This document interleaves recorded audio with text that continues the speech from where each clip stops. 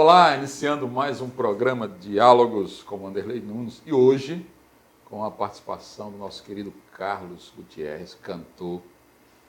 Aliás, além de ser cantor, tem múltiplos talentos, talvez a gente vá falar um pouquinho sobre esses múltiplos talentos. Carlos, prazer muito grande ter você. Prazer é meu, adorei o convite, fiquei super satisfeito e vamos lá, vamos ver o que a gente sai daqui. Sim, o que é que nós vamos conversar aqui, tem muita coisa para a gente falar, com certeza.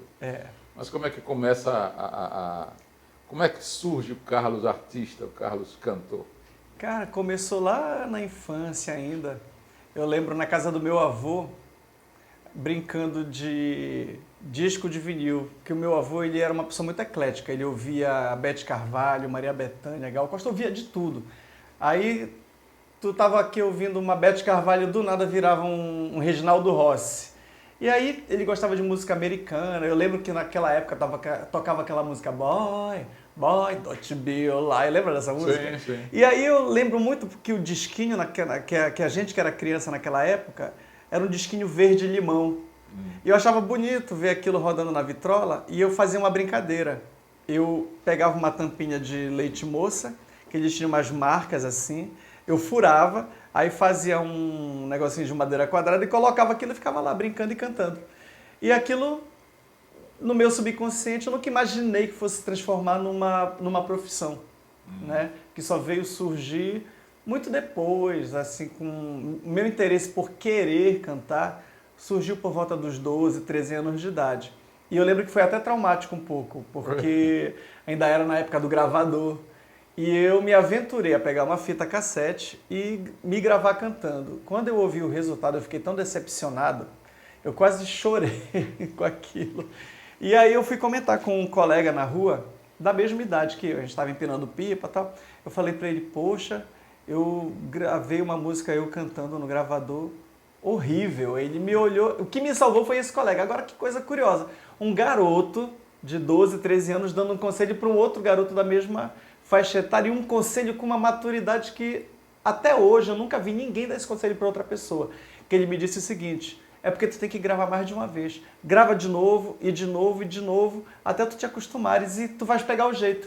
Engraçado, legal, né? Uma criança dizer isso para outra criança. Que legal. E eu parei para refletir sobre isso agora recentemente. E lembra qual era a música? Pensando.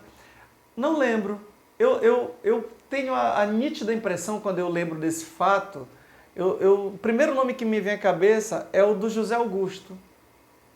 Que naquela época eu devia ter esses 12, 13 anos, devia ser o que, 87. E ele estava muito em voga, né? Sim. Eu não lembro mesmo qual era a música naquela época dele que estava Foi meio traumática então, né? Muito traumática, não lembro qual é a primeira música. Agora eu lembro desse mesmo colega me fazer, sem querer, ficar fã da Maria Bethânia. Que a gente estava empinando pipa na rua e ele começou, o sol estava forte, ele começou a cantarolar. É meio-dia, é meia-noite. Eu achei aquilo bonito. E eu lembro que eu odiava a voz da Bethânia. Eu amava desde sempre, desde criança eu gostava da Gal Costa, mas a Bethânia eu não conseguia escutar. E nesse dia ele cantou esses dois versos. Que coisa bonita, que música é essa? Ele, tu não conhece essa música? Eu digo, não. De quem é essa música? É daquela cantora, a Maria Bethânia. Mentira, da Maria Bethânia. Aí eu, curioso, fui atrás. E eu peguei o disco que tem essa música, que se chama Mel. Aí lá tinha Mel, Grito de Alerta, Cheiro de Amor, um monte de música. Eu fiquei fã da Bethânia na mesma hora. Por causa desse bendito colega que me fez gravar mais de uma vez a minha voz e me fez ficar fã da Maria Bethânia também. É interessante que você falou aí da Gal Costa, também tinha lá em casa discos da Gal Costa. Eu gostava muito da Gal Costa, mas eu prefiro a Bethânia. Também. E o engraçado foi que, depois que eu fiquei fã da Bethânia aos poucos, passei pelo menos a gostar dela, eu tinha um tio que disse pra mim, me ouviu escutando a Bethânia, e disse assim, eu tenho um disco dessa mulher lá em casa, tu quer? Quero. Aí ele trouxe. Ele disse, eu tenho da Gal também, tu queres também? Eu disse, quero. Aí eu peguei e comecei, deixa eu ouvir primeiro esse disco da Gal. Você gostava muito das cantoras, né? Aí comecei a ouvir a Gal e tal. Adorei todo o disco da Gal. Aí botei o da Bethânia, adorei todo o da Bethânia. Eu disse, não, tenho que ouvir outro. Aí eu ouvi outro da Gal, gostei, tudo da Gal, gostei. Quando chegou no terceiro, comecei a gostar metade da Gal e tudo da Bethânia. No outro, comecei a gostar menos da Gal e mais da Bethânia. E comecei a achar que o repertório da Bethânia era mais regular e consistente. entendeu? Além de que ela é uma grande intérprete. Né? Com toda certeza. E como tu falaste, eu com o tempo tive uma tendência no início a gostar mais das cantoras. Hoje em dia não, eu gosto muito de muitos cantores, muitos. Por exemplo, um dos mais recentes por quem eu comecei a gostar da voz foi do Nelson Gonçalves. Porque até então eu gostava de ouvir os da época, né? O Caetano, Djavan. Sim. E é engraçado, né? Porque quando a gente tem essa tendência de gostar de música mais contemporânea ou mais pop, dificilmente a gente volta o nosso olhar para o mais antigo. Sim. O que não acontecia, por exemplo, com as cantoras. Eu digo que quem gosta da Maria Bethânia acaba gostando de tabela de muitas outras coisas. Porque ela é uma cantora que divulga a poesia, então ela te faz gostar de Clarice Lispector, Verdade. de Fernando Pessoa, e tal. exatamente. Fora autores novos e alguns nem tanto recorrentes, mas que têm textos muito bonitos. Ela está sempre colocando em voga essas pessoas, se arriscando em coisas novas. Exatamente, aí você acha aquilo bonito e vai pesquisar. Aconteceu quando ela fala, minha cantora favorita, por exemplo, quando ela diz nas entrevistas, é Dalva de Oliveira. Aí tu vai fazer o quê? Vai atrás de saber quem é Dalva de Oliveira. Eu, por acaso, também fiquei alucinado pela Dalva de Oliveira. Grande cantora. Mas não por causa da Bethânia. Nesse caso foi por causa de uma tia que tinha uma coletânea da Dalva. Eu coloquei lá quando eu escutei aquilo. A voz de canarinho, né? Que coisa linda, né? Engraçado tu falaste isso agora, que a Dalva, eu não acho o timbre dela tão bonito. Eu acho a extensão dela espetacular, sim. a afinação dela espetacular, o repertório muito bem escolhido, mas é uma intérprete. Ela canta além da... Né, ela transcende a própria voz, aquilo tem um sentimento. É como aconteceu comigo. Eu fui criado, você falou que foi criado ouvindo mais mulheres, né? Isso. Você tinha alguém que gostava das mulheres, de ouvir mulheres cantando. Os meus irmãos, eram só 10 ao todo, eu sou o 10º, eu cresci ouvindo o meu irmão mais velho, ele era, apesar de ser o mais velho, mas na época era bem jovem, ele gostava de Roberto Carlos, Renato e seus Blue Caps, aquela turma jovem guarda, essa coisa toda. Né? Já o meu irmão Valmir gostava dos seresteiros, Agnaldo Timóteo, Altemar Dutra. Mas olha essa salada na minha cabeça, e eu ouvia tudo por ele lá, né? Newton César. Aí mais tarde chega meu irmão Valdenor, que era mais novo, já com Belchior, Fagner, Simone. Todos. Essa turma toda aí. Maria Bethânia. Então, quer dizer, fez essa salada toda na minha cabeça. E eu me lembro, acostumado a ouvir as grandes vozes, né? Quando eu ouvi o Fagner a primeira vez, eu tinha 12 para 13 anos, eu achei a música e a poesia, que fanatismo, aquelas músicas cheias de, né, que ele pegava aqueles poemas e musicava. Eu achei a poesia e os arranjos maravilhosos, mas eu detestei a voz dele. Eu acostumado com Agnaldo Timóteo, Altemar Dutra, né? Então, quer dizer, fiquei assim chocado. Aí eu pergunto para você, teve algum choque parecido com esse, assim, que você, de mudança de um estilo para outro? Você disse, eu gostei disso, mas me parece... Estranho. É tão estranho que eu gosto. Sim. Olha, um dos melhores cantores brasileiros, para mim, tem a voz horrorosa. É o Chico Buarque. O Chico Buarque tem a voz muito feia, mas ele canta melhor até do que cantores que têm um timbre maravilhoso. Sim, sim. Muita gente diz, eu cresci inclusive ouvindo isso. O Chico desafina. Eu digo, Chico mesmo não. O Chico pode ter a voz gostar feia, da voz, né? mas desafinar ele não desafina. Então, o Chico Buarque é um exemplo de uma coisa que eu acho meio chocante, né? Mas de me impressionar... É um paradoxo, né? Agora, de me impressionar com uma voz, eu lembro de ter tomado um susto com uma voz de um cantor que ele morreu muito jovem, que foi o Milton Carlos. Tu lembras do Milton Carlos? Sim. Quando eu cheguei na casa de um amigo meu, eu não lembro como foi que eu cheguei no assunto, eu disse para ele, poxa, eu tô atrás de uma música, que eu só sei cantar um pedaço. Cantei um pedaço para esse meu amigo e ele disse, é do Milton Carlos. Eu digo, não, mas eu queria com uma cantora. Aí, eu só tenho com Milton Carlos. Aí, como eu queria aprender a música, eu digo, tá, então coloca aí que eu quero ouvir se é a mesma música. Quando ele colocou, simplesmente era o Milton Carlos cantando aquela música dele, Samba Quadrado. Eu fiz um samba quadrado pra você. Quando eu ouvi a voz feminina, tu não falaste que era um homem? Eu digo, mas é um homem. Cara, eu tive que tirar o disco e olhar e ler e raspar pra ver se não estava trocada a etiqueta. Eu fiquei impressionado com aquele timbre de voz totalmente feminino. E anos depois, eu vim ouvindo no carro e um amigo meu, que estava de carona, disse assim, Tira, não gosto de ouvir essa música. Eu disse para ele, por quê?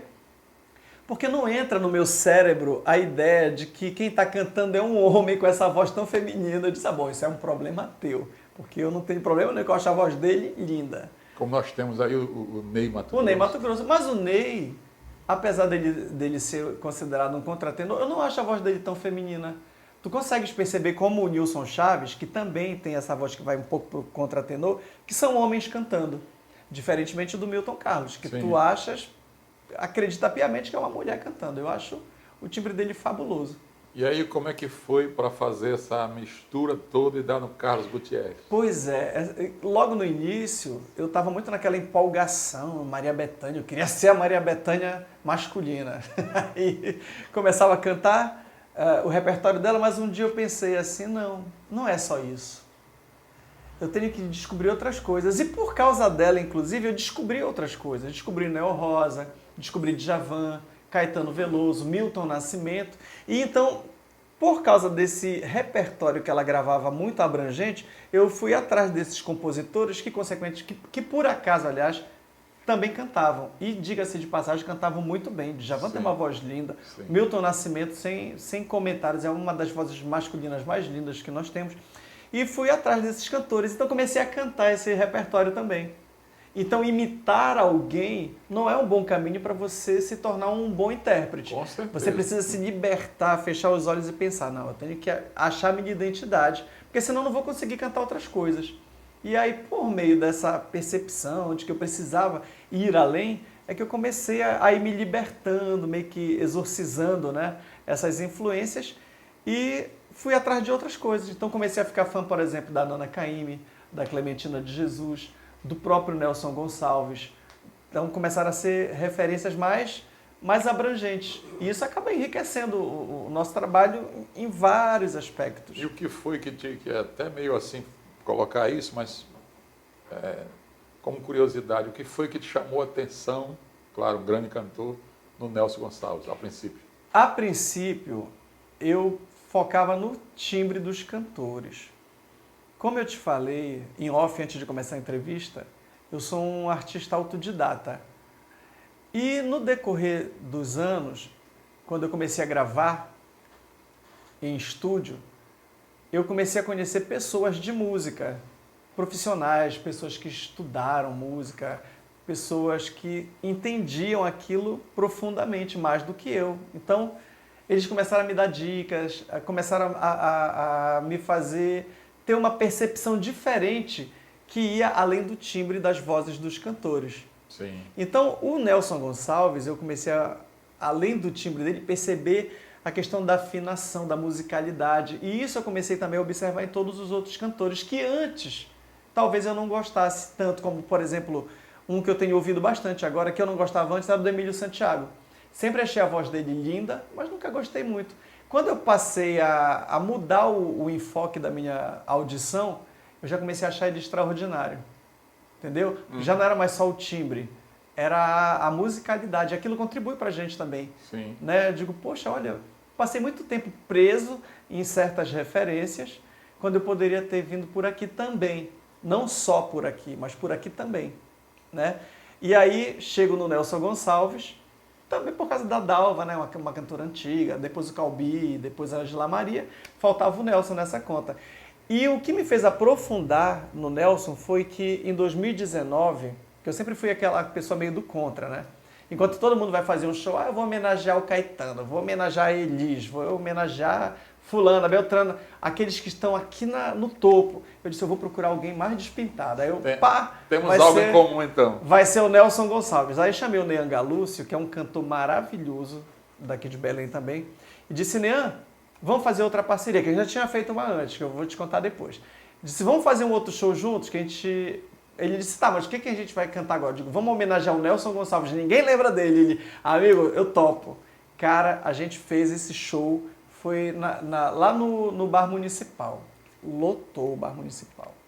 E a gente só cantando o Nelson Gonçalves, coisa mais linda. Aí foi que eu comecei a ouvir o quanto ele, além de ter aquele timbre metálico, grave que ele tem, que todo mundo conhece, e além de ser um cantor extremamente afinado, era ousado também. Sim. Na maneira de cantar.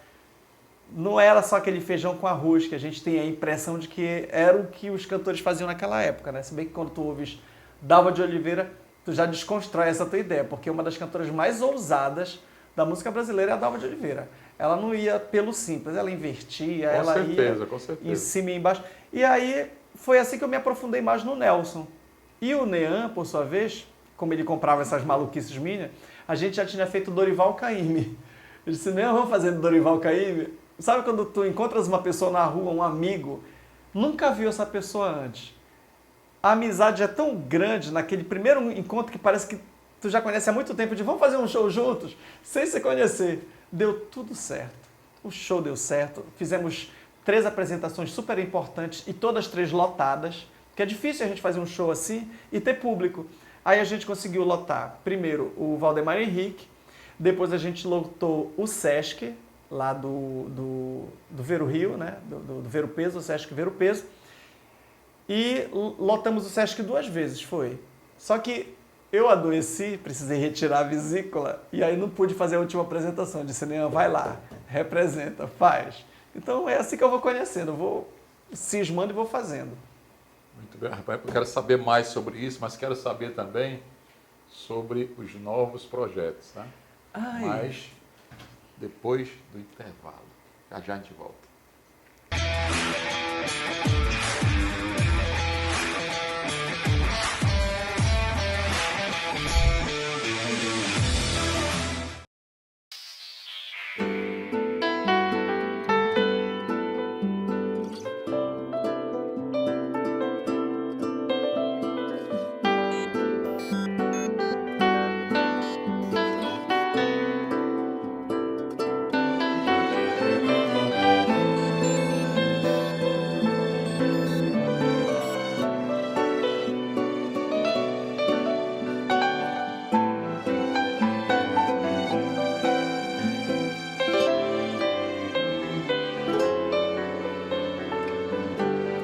Quero te encontrar numa noite de luar, no bar do Parque Farol Velho Marudá, sentindo o mesmo cheiro de amor no ar. Me enquadra no zoom do teu olhar, a sobrevivência marcando presença na ausência desta solidão. Você calada no meio da multidão, tento falar da minha louca paixão que me deixa cheio de desejos.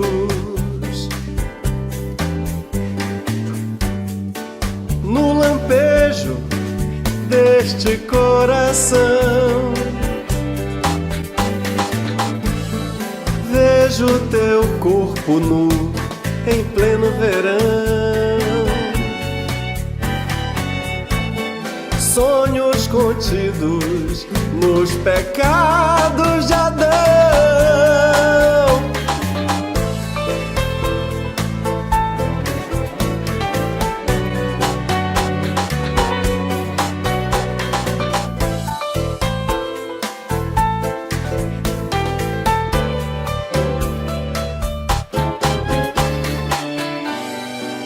Deixa cheio de desejos, no lampejo deste coração, vejo teu corpo nu em pleno verão, sonhos contidos nos pecados de Adão.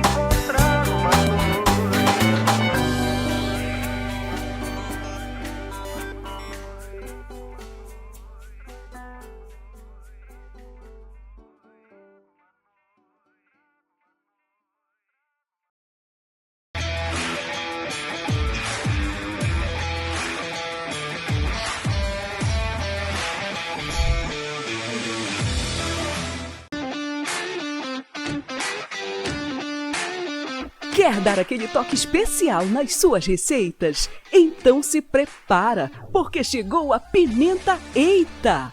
Feita com ingredientes selecionados, ela traz o equilíbrio perfeito entre sabor e ardência, sem mascarar o gosto da sua comida. É sabor de verdade.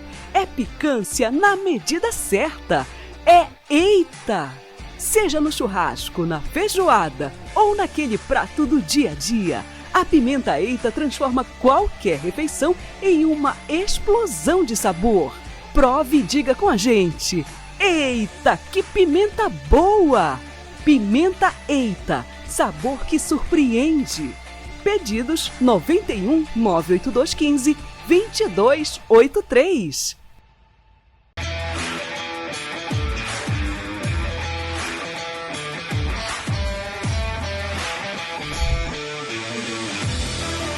Muito bem, de volta com o programa Diálogos, trazendo hoje nosso querido Carlos Gutierrez, que além de ser um grande cantor, também é um grande conhecedor da música popular brasileira. E eu estou aqui muito feliz por isso, né? Muito bem, e eu estava me lembrando, Carlos, que eu tenho um curso aí que eu dou e eu coloco música para o pessoal. Até para se analisar músicas. E tem uma que é do Caetano que eu gosto demais, que é de um disco que eu comprei há muitos anos, era adolescente, é o Velô, um disco rosa. Eu morava na Bahia, comprei o disco e fui pro show. Aquela história, só faltei plantar a árvore, né? Mas eu fiz isso. E fiquei bem pertinho lá do palco. E aí tem uma música que eu acho demais, que é, não sei se você deve conhecer, que é O Quereres, né? Sim, maravilhosa. Eu acho aquela música genial, mas a interpretação que eu gosto é a da Bethânia. Eu também gosto. Aquela ao vivo dela. Eu gosto da versão que ela fez ao vivo no Maricotinha. Eu não sei se é a mesma que eu vi, sei que é ser. fantástica.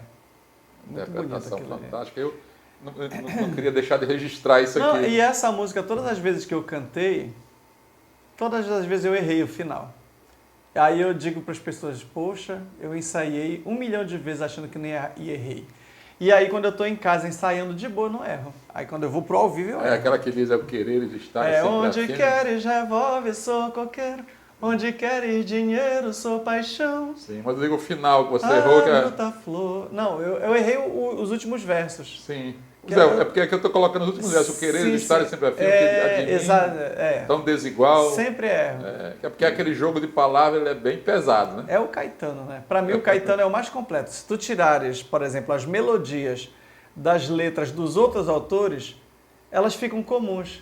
O Caetano, tu tiras a melodia, ela vira um poema a nível de Fernando Pessoa, Carlos Drummond de Andrade. Sim. Continua um texto riquíssimo. Com certeza. Uma inteligência fantástico. Né? Caetano é um letrista muito acima de qualquer... Verdade. Fora da curva, o pessoal diz. Totalmente. Né? Pois é, mas me diga uma coisa aí, como é que está o Carlos Gutierrez, a carreira do Carlos agora? O que o Carlos fez há pouco tempo, o que o Carlos está fazendo agora, o que o Carlos quer fazer eu sou aquela pessoa que todo dia eu penso assim, eu vou desistir, eu não quero mais cantar. Aí quando é no outro dia eu digo, olha, eu ligo pro Pedrinho, Pedrinho, eu vou gravar tal música aí contigo, tal hora. Aí no outro dia eu gravo, a música fica bonita, boto, lanço, tudo bonito. Aí no outro dia eu digo, não quero mais cantar. Aí eu fico pensando assim, eu digo, eu vou cantar aquela música. Então eu quero largar e ao mesmo tempo abraço muito, né? E acaba que eu fico gravando. Eu descobri que eu gosto muito de fazer show, mas o que eu gosto mesmo é de estar no estúdio.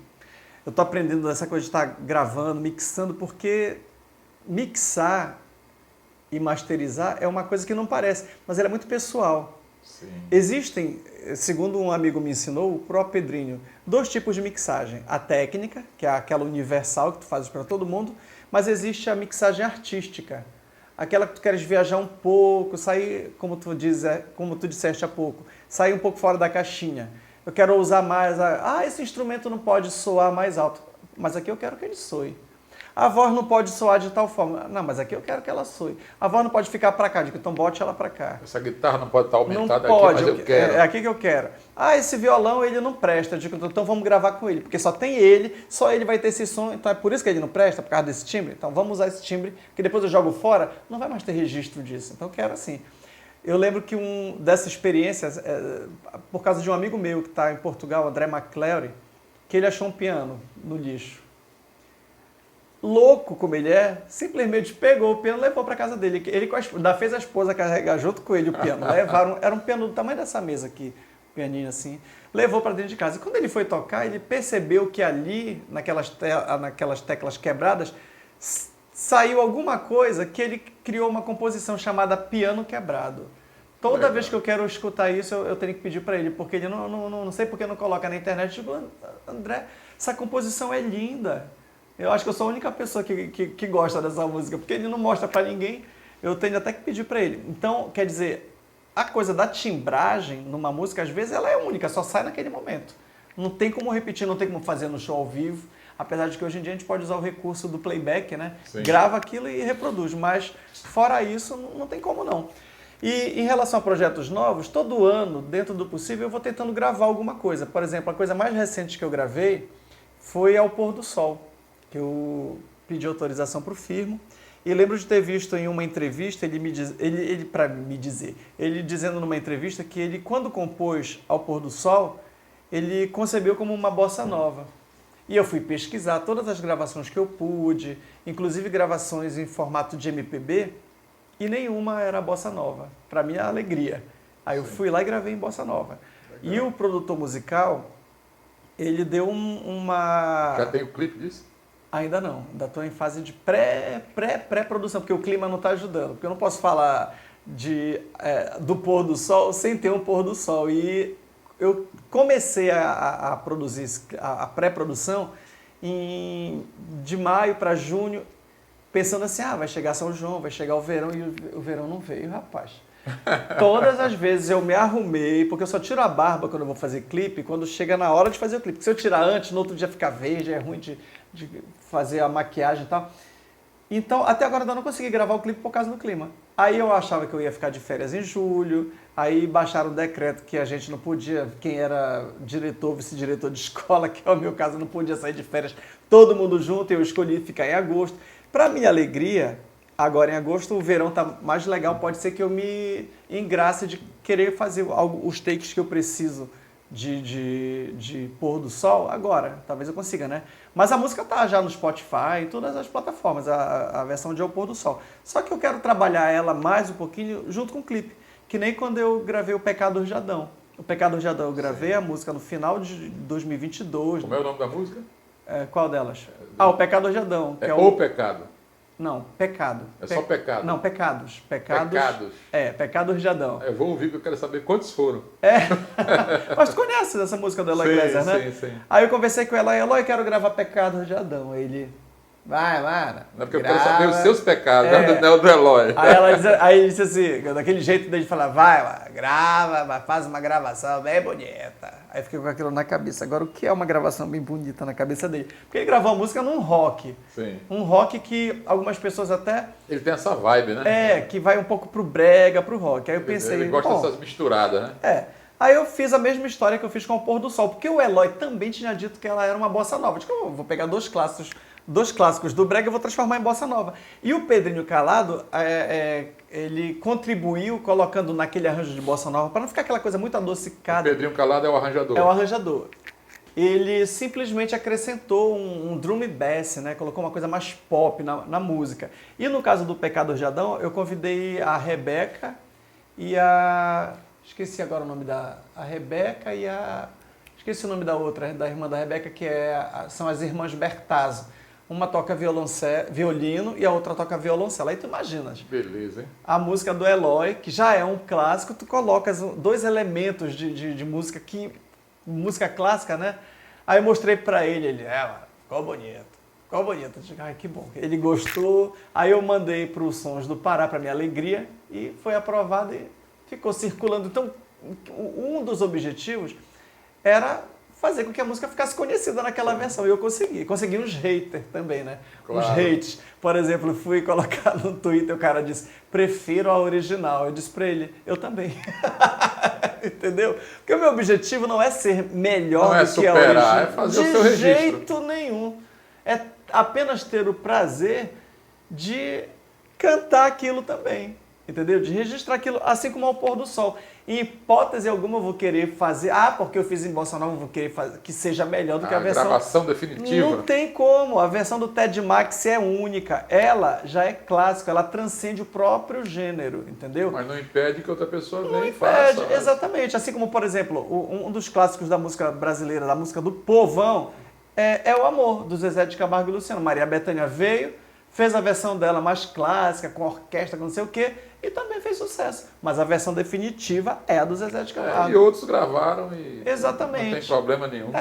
Então, assim, eu continuo fazendo as gravações, estou nessa pré-produção do clipe e tenho shows também que eu tenho para fazer. Por exemplo, eu vou falar isso de primeira mão, nem sei se já era para eu falar, mas vou falar assim mesmo. Fale. Que é um show que eu vou fazer primeiro sozinho, na Casa do Fauno, um show acústico, né? Com 2 violonistas, que vai ser dia 6 de setembro. E dia 13 de setembro e dia 20 de setembro, também na Casa do Fauno, eu vou fazer uma temporada que eu dei o nome Juntos Misturados, que vai ser eu e o Marco. Um show juntos lá, Legal. né?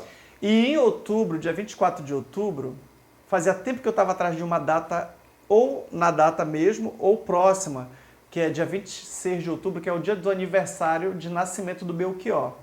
Então, a data mais próxima, que dia 26 cai num domingo, então não é interessante fazer show de domingo. Então, a data mais próxima do dia 26 é o dia 20 não, era uma segunda-feira, dia 26. Dia 24, que é um sábado. Então, eu vou fazer esse tributo ao Belchior no dia 24 de outubro, no Teatro Municipal de Ananindeua. Inclusive, se vocês puderem, vocês vão lá prestigiar. Teatro Municipal de Ananindeua, que fica lá no Parque Vila Maguari, que a gente vai ter alguns convidados. Alguns já estão confirmados. O Marco é um deles. A Ana Mel é outra convidada que está confirmada. Então, ainda estou nesse processo de pré-produção, mas a data já está agendada. Mas quando estiver próximo também, vocês vêm aqui, vem você, vem o com Marco, todo vem vocês prazer. juntos. Vamos vir Pra divulgar mais. Pra gente falar do show. Aham, Entendeu? exatamente. E aí a gente dá um pulo até lá, né, Lourinho? Assiste o show lá, né? Bora. Registra algumas coisas lá e vai ser bom demais. Tá certo? Certíssimo. Mas é um prazer, porque gosto dessa musicalidade sua, do Marco Monteiro. O Marco virou uma parceria. Eu lembro que, além de cantar com ele, quando ele descobriu que eu sabia fazer cenários, pronto, aí virei cenógrafo também do Marco.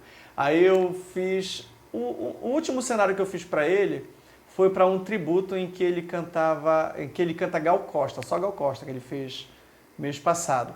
Aí a Lucínia foi uma das convidadas do show, ela e a Simone Almeida.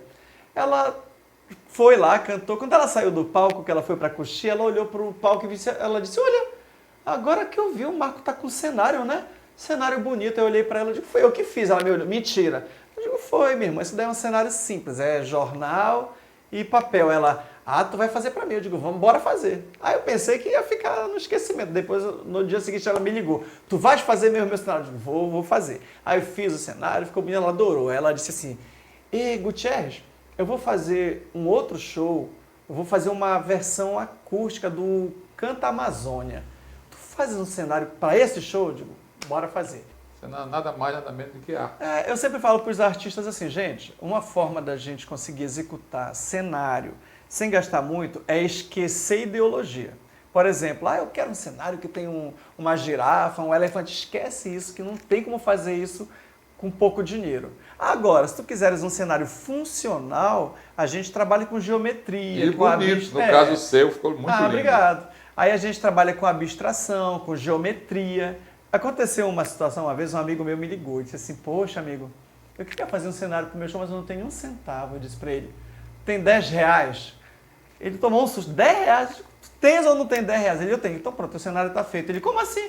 Compra um rolo de barbante, de sisal, que tu vai ver o teu cenário brotar.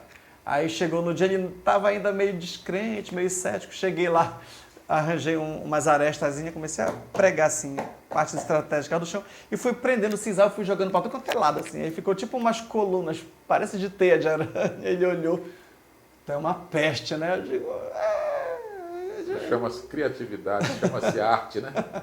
obrigado. Eu adoro essas coisas. Às vezes, quando o cara é artista mesmo, eu apoio. Lá em casa o pessoal já sabe, é do trânsito. E aí para um cara que é bom, que às vezes vem os aventureiros, mas um cara bom. O cara chegou comigo assim e ele fez em poucos segundos, com uns metalzinhos que ele tinha lá, ele fez uma flor, a coisa mais linda do mundo. O que é que eu vou fazer? Eu saí sacando tudo que eu tinha de dinheiro e dava esse homem. Entendeu? Pô, né? Você tem que apoiar de alguma maneira. Não, essa coisa da cenografia, eu já fiz bastante. Às vezes eu O que eu estou falando aqui, só te interrompendo, é que a arte no nosso país ainda é muito pouco apoiada. Eu estou falando isso aqui justamente como uma questão de até um protesto que a gente faz, de ver que tem tanta gente boa. Você, além de ser cantor, você faz esse trabalho que eu vi, e ele está colocando, já deve ter colocado aí no ar, essa cenografia que você fez. Pouca coisa transformou em muita. Um cenário belíssimo, né? Que a Lucinha ficou Eu lembro que né? quando eu mandei para a Lucinha o desenho, né? Ele era monocromático, só preto e branco. E aí ela disse assim, mas tu não vai, ele vai ser colorido? Eu disse, não. O que vai dar cor para ele é a iluminação. Então, cada vez que a iluminação mudar, ele vai mudar junto. Então, vai ter hora que ele vai ficar só de uma cor, vai ter hora que ele vai ter 3 cores. Então, vai depender do iluminador. Aí eu já tenho meu iluminador parceiro, que é o Guilherme Repidia. Ele tem muita sensibilidade. Então, além dele ter muita sensibilidade, ele tem muita referência de música também. Todos esses artistas de que nós falamos aqui hoje, ele gosta de tudo, de todo mundo ali. E mais alguma coisa. É terrível. E é do teatro, é ator também. Então, isso tudo ajuda, né? E é isso que a gente precisa, de gente próxima, a gente ser sensível. Exatamente. Né? Sensibilidade artística para que as coisas funcionem. Para todo lugar que eu possa levar o Guilherme, ele vai junto comigo. Às vezes eu digo para ele, Guilherme, dessa vez eu não quero tudo, eu quero só aqui, ó, nesse pedacinho aqui. Às vezes eu não quero nem que pegue em mim, eu quero que pegue só aqui, assim, ó. Ele é meio maluco igual, eu digo, tu é doido, né? Eu digo, eu sou, por isso que eu te chamo, que é doido com doido, doido, meio doido com meio doido, dá um doido inteiro. E aí a gente vai viajando juntos. Carlos, como é que a gente encontra nas redes sociais? Fala aí pro povo aí. Opa, vocês podem me encontrar no Instagram, no Facebook e no YouTube como Carlos Gutierrez. E quem quiser conhecer meu trabalho como cantor também, vocês me encontram em todas as plataformas, no Spotify, no Deezer, na Apple, no YouTube, que é de todas as plataformas a mais democrática, tem videoclipes lá. Meu trabalho todo está disponível nessas plataformas, principalmente no YouTube. Então, conto com vocês lá, deem essa força pra gente. Carlos Gutierrez, quero agradecer. Nada, eu que presença. agradeço. Foi fantástica a sua história, seu trabalho. Obrigado. E espero que a gente se encontre outras vezes. Vamos nos inclusive encontrar. aqui no programa Diálogos. Ok? Meu querido, minha querida, um grande abraço e a gente se encontra no próximo Diálogos com Vanderlei Nunes.